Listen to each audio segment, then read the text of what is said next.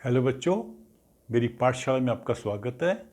आज की इस क्लास में हम चैप्टर 12 रिप्रोडक्शन इन प्लांट्स इसके जो कीवर्ड्स हैं उनको समझेंगे। तो इस चैप्टर पर मैंने 4 वीडियोस बनाई थी, वो शायद आपने देख ली होंगी। तो उस वीडियो को अगर आपने ध्यान से देखा होगा तो आपको ये वर्ड्स पहले ही समझ आ गए होंगे, पर फिर भी हम इनको एक बार समझ लेंगे और उससे हमारे चैप्टर का एक छोटा सा रिवीजन भी हो जाएगा। तो पहला वर्ड है असेक्सुअल रिप्रोडक्शन। तो जब हम इसको पढ़ रहे थे तो 2 वर्ड हमने पढ़े थे, दोनों एक साथ ही कर लेते हैं।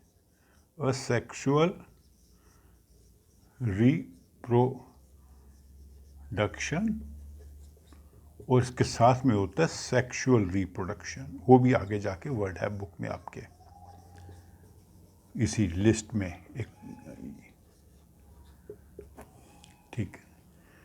तो रिप्रोडक्शन का मतलब है कि उसी प्रजाति के नए जीव बनना। जैसे आम है तो आम के नए पेड़ बनना, गुलाब है तो गुलाब के नए पेड़ बनना, पौधे बनना।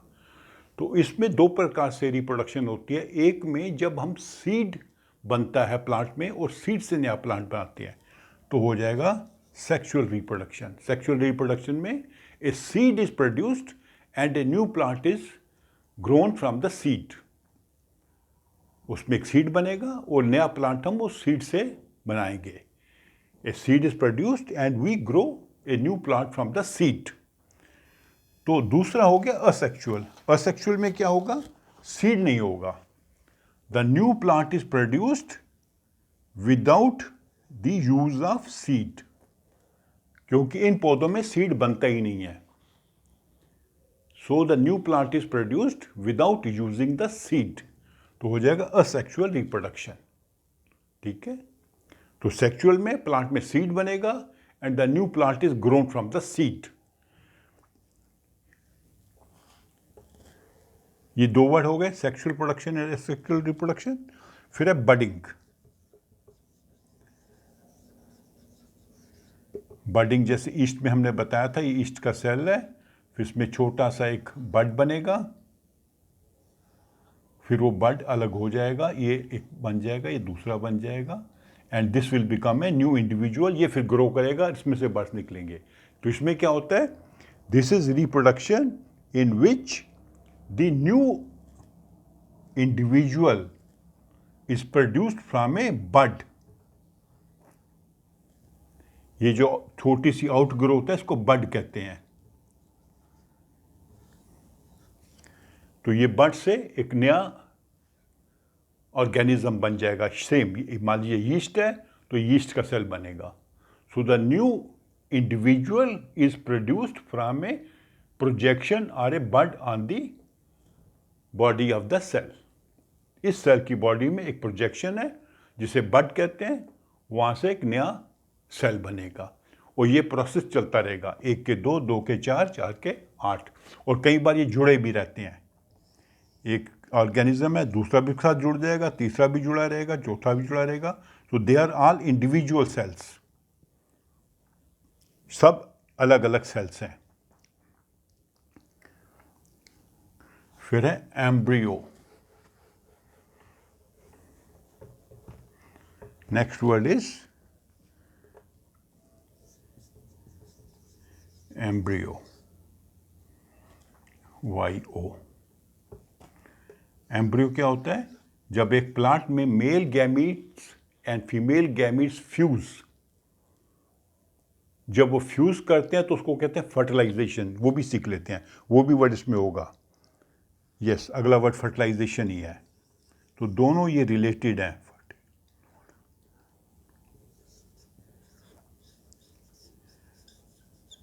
तो ये क्या है? Mail gametes and female gametes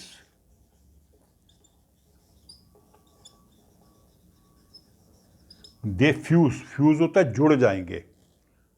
fuse होके they will produce a new zygote, एक नया सेल बनेगा, zygote.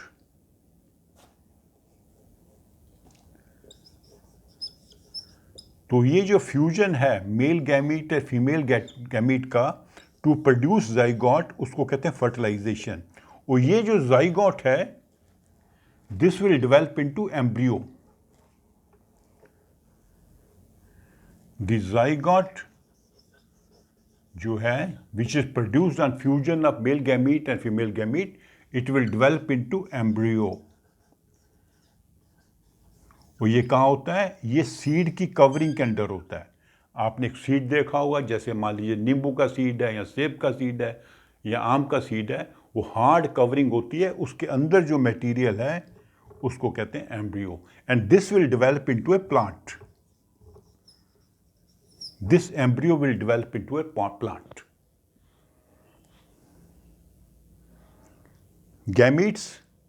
Gametes, male gametes and female gametes, they fuse together to form the zygote, और zygote से embryo, embryo से seed। तो ये gametes जो हैं, ये cells हैं जो male part of the flower and female part of the flower में होते हैं, और उनके fusion से zygote बनेगा। So gametes are cells in both male part and female part of the flower।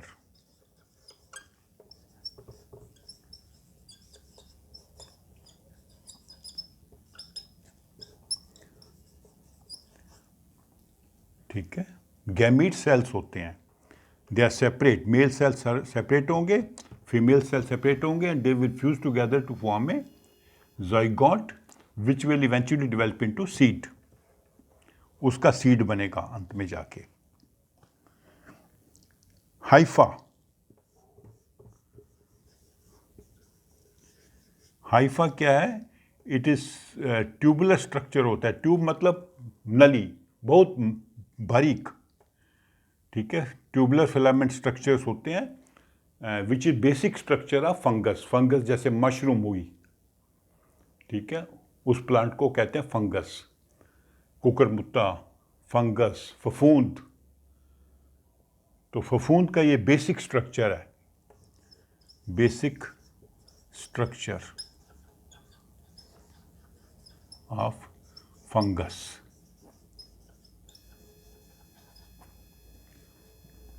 पतला ट्यूब, पतली फिलामेंट्स टाइप होता है। अगर आप की बुक में देखेंगे पिक्चर जो बनी हुई है,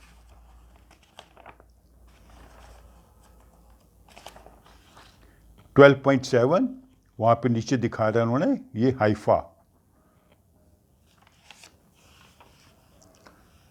ovule,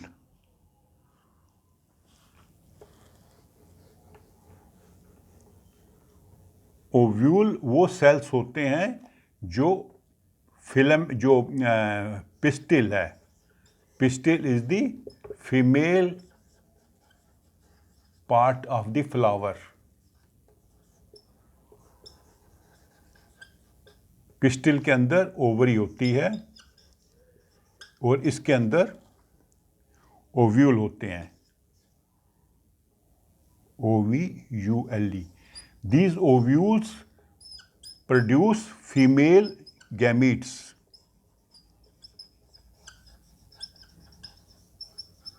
So ovules which are within ovary of a flower, they produce female gametes।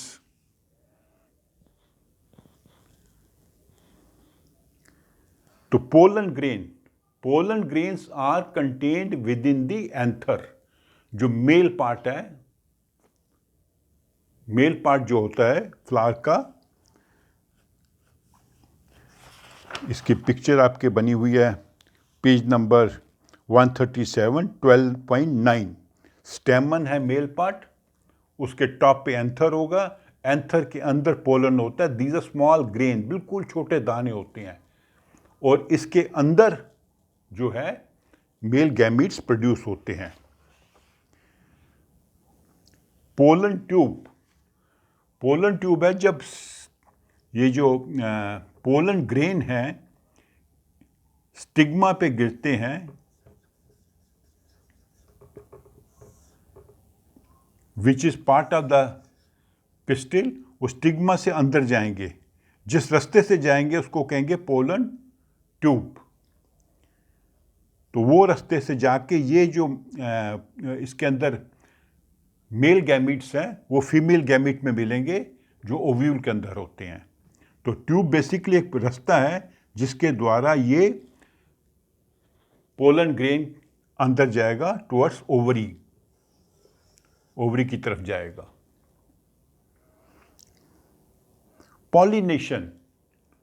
Pollination क्या है? Transfer of the pollens from anther to stigma.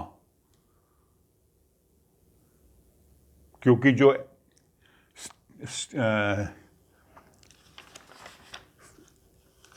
स्टेमन है, स्टेमन के ऊपर टॉप पे एंथर है, उसके अंदर पोलन ग्रेन है। वो पोलन ग्रेन जब गिरेंगे स्टिग्मा के ऊपर which is on top of the pistil, तो फिर वो वहाँ के मेल गैमीट्स अंदर जाएंगे ओवरी की तरफ और होगा फर्टिलाइजेशन। तो that process transfer of pollen from anther to stigma, उसको कहते हैं पॉलिनेशन। फिर नेक्स्ट वर्ड है सीड डिस्पर्सल। सीड डिस्पर्सल मतलब होता है movement of the seeds away from the plant. Seed dispersal, जिस प्लांट पे वो सीड उगे हैं या जिस पेड़ पर वो सीड बने हैं वहाँ से दूर जाएंगे और दूर जाके सॉइल में गिरेंगे और वहाँ पर फिर नए प्लांट निकलेंगे। तो इनका जो मूवमेंट है away from the plant on which they are grown produced, उसको कहते हैं डिस्पर्सल। ये मूवमेंट होती है हवा के कारण, पानी के कारण, or because of the insects और एनिमल्स। सेक्सुअल रिप्रोडक्शन तो आपको बता दिया मैंने। स्पोर भी क्या होता है? It is a cell. Spore is a cell.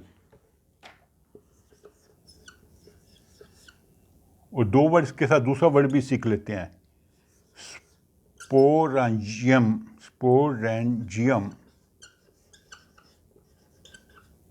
Sporangium जो है कुछ प्लांट्स है, जैसे फर्न है। फर्न प्लांट में उसके ऊपर एक छोटा सा कैप्सूल होगा जिसके अंदर स्पोर्स बनते हैं और फिर जब वो पूरी तरह बन जाएंगे वहाँ से बिखर के दूर चले जाएंगे। एंड वो जो स्पोर है it is a cell which is capable of reproducing. जब उसको उचित एनवायरनमेंट मिल जाता है तो ये मल्टीप्लाई करता है और उससे एक नया प्लांट बनता है। तो spore is a cell that reproduces the plant by multiplication. Multiply करता है और फिर से नया प्लांट बनता है। ठीक है, it is not a seed. Seed को तो प्लांट सॉइल में लगाना पड़ेगा तभी उसमें से प्लांट निकलेगा। स्पोर है, मल्टीप्लाई करता है, मतलब उसी प्रकार के नए स्पोर और बनते जाएंगे जब इसको प्रॉपर एनवायरनमेंट मिल जाएगा। और स्पोरेंजियम वो पार्ट है जिसमें ये स्पोर्स बनते हैं। ये एक प्लांट का स्ट्रक्चर का एक हिस्सा है, प्लांट का एक हिस्सा है। जैसे मैंने बताया कि फर्न एक प्लांट है जिसमें स्पोर बनते हैं, तो उसका एक हिस्सा होगा स्पोरेंजियम जिसके अंदर स्पोर बनेंगे and then they will move away to other places और वहाँ पर फिर नए प्लांट बनेंगे बाय मल्टीप्लिकेशन। ये मल्टीप्लाई करेगा। अगला मेथड है वेजिटेटिव प्रोपोगेशन।